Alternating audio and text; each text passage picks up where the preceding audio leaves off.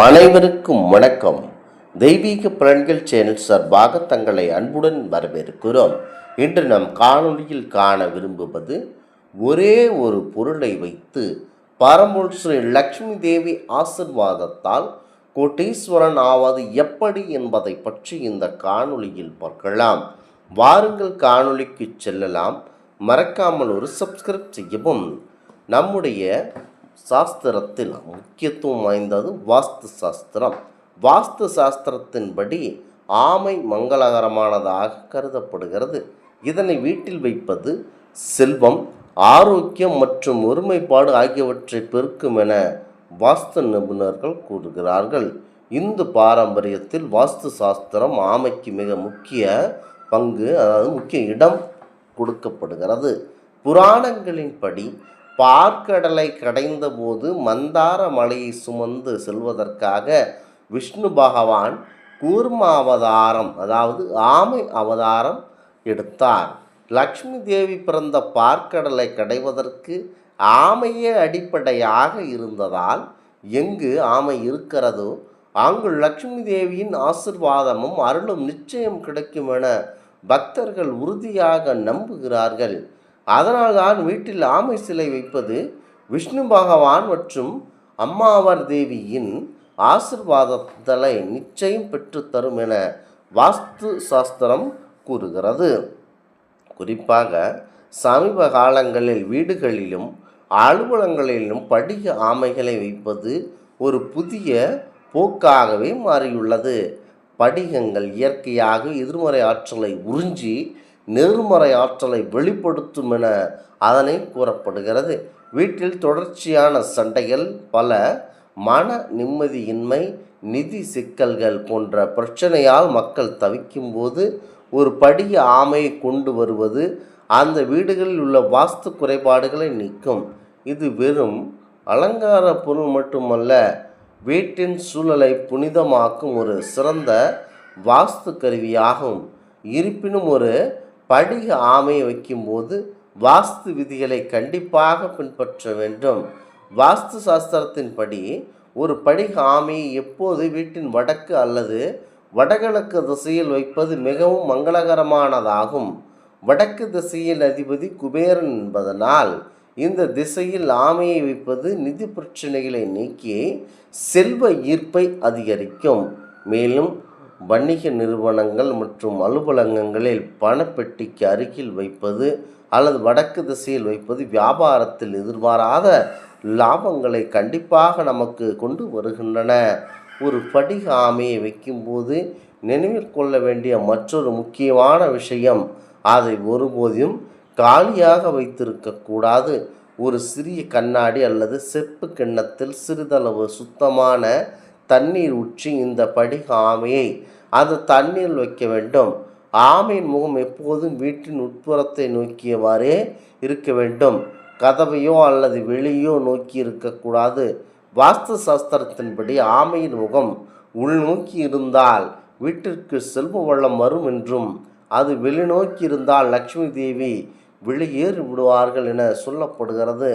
பாத்திரத்தில் உள்ள தண்ணீரை தினமும் மாற்றி புனிதமாக வைத்திருந்தால் பலன் விரைவாக நமக்கு கிடைக்கும் என்பது நம்பிக்கை. ஆரோக்கியத்தை பொறுத்தவரை ஆமை நீண்ட ஆயுளின் சின்னமாகவும் கருதப்படுகிறது. ஆமை நூற்றுக்கணக்கான ஆண்டுகள் வாழ்வதனால் வீட்டில் ஆமையை வைத்திருப்பது குடும்ப உறுப்பினர்களின் ஆரோக்கியத்தை கண்டிப்பாக மேம்படுத்துவதாகவும், நாள்பட்ட உடல்நல பிரச்சனைகளிலிருந்து நிவாரணம் அளிப்பதாகவும் நம்பப்படுகிறது. எண்கணித நிபுணர்களும் ஒரு சிறிய படிக ஆமைக்கு வடக்கு திசையில், குறிப்பாக படிக்கும் குழந்தைகளின் அறைகளிலோ அல்லது அவர்கள் அமரும் மேஜையிலோ வைத்தால் அது அவர்களின் கவனத்தையும் நினைவாற்றலையும் கண்டிப்பாக அதிகரித்து அவர்கள் கல்வியில் சிறந்து விளங்குவார்கள் என பகுப்பாய்வு கூறுகிறது. நீங்களும் உங்கள் வீட்டில் நிதி வளர்ச்சியையும் அமைதியையும் விரும்பினால் ஒரு நல்ல நாளில் ஒரு படிக ஆமையை கொண்டு வந்து அதை வடக்கு திசையில் ஒரு நீர் பாத்திரத்தில் நிறுவுங்கள்.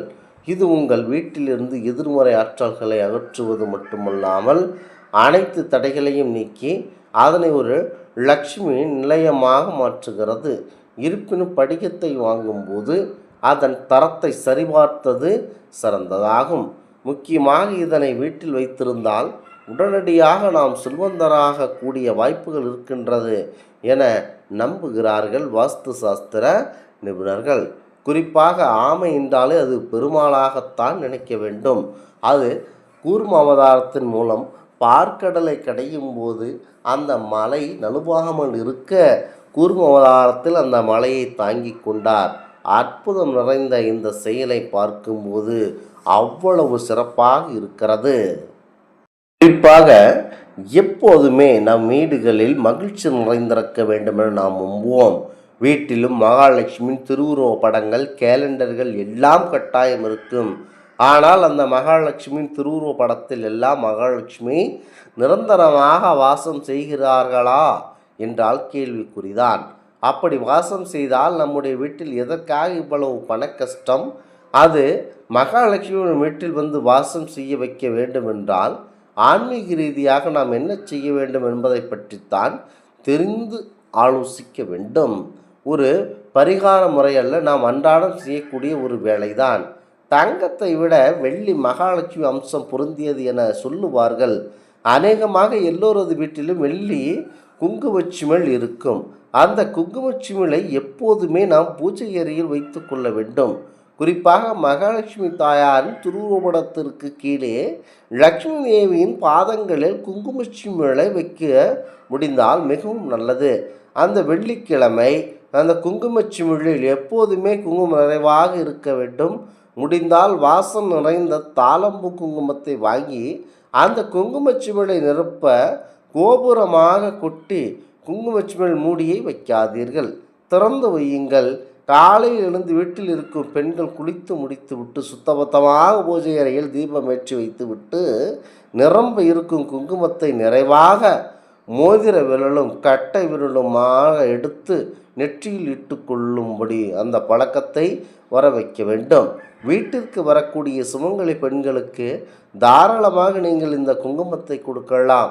குங்குமத்தை அந்த குங்குமச்சிமிழில் குறையாமல் பார்த்து கொள்ளுங்கள். 15 நாட்களுக்கு ஒரு முறையோ மாதம் ஒரு முறையோ அந்த குங்குமச்சிமிழை சுத்தம் செய்து வைத்து கொள்ளுங்கள். வெள்ளி குங்குமச்சிமிழில் உள்ள இருக்கும் அந்த குங்குமத்தின் வண்ணத்தில் அந்த வாசத்திற்கு எங்கிருக்கும் மகாலட்சுமி தேவியும் தேடி வந்து உங்கள் வீட்டில் இருக்கும் பூஜை அறையில் வாசம் செய்வாள் என்பது சந்தேகமில்லாத உண்மை. இப்படி வெள்ளிக்கிழமைகளில் மகாலட்சுமி பாதத்தில் ஒரு வெற்றிலையை வைத்து அதில் குங்கும அர்ச்சனை செய்து அந்த குங்குமத்தையும் இந்த குங்குமச்சிமிழில் போட்டு வைப்பது என்பது மேலும் சிறப்பினை தேடித்தரும். சில நேரங்களில் இந்த குங்குமத்தில் வண்டு வந்து சேர்ந்துவிடும். இதையெல்லாம் பார்த்து கொண்டு சுத்தபத்தமாக வைத்திருக்க வேண்டும். கொஞ்சமாக கற்பூரத்தை நுணுக்கி குங்குமச்சிமிழ் அடியில் போட்டுவிட்டு அதன் மேல் குங்குமத்தை கொட்டி வைத்தீர்கள் என்றால் சீக்கிரம் கண்டுபிடிக்காது என்பது குறிப்பிடத்தக்கது ஒன்று. முயற்சி செய்து பாருங்கள், வீட்டில் லட்சுமி கடாட்சம் குறையாது என்பது ஐதீகமாகும். இந்த ஆன்மீக தகவல் உங்களுக்கு பிடித்து இருந்தால் தெய்வீக பலன்கள் சேனலை கண்டிப்பாக சப்ஸ்கிரைப் செய்து கொள்ளவும். மீண்டும் ஒரு நல்லதொரு காணொளியில் உங்களை சந்திக்கிறோம். நன்றி, வணக்கம்.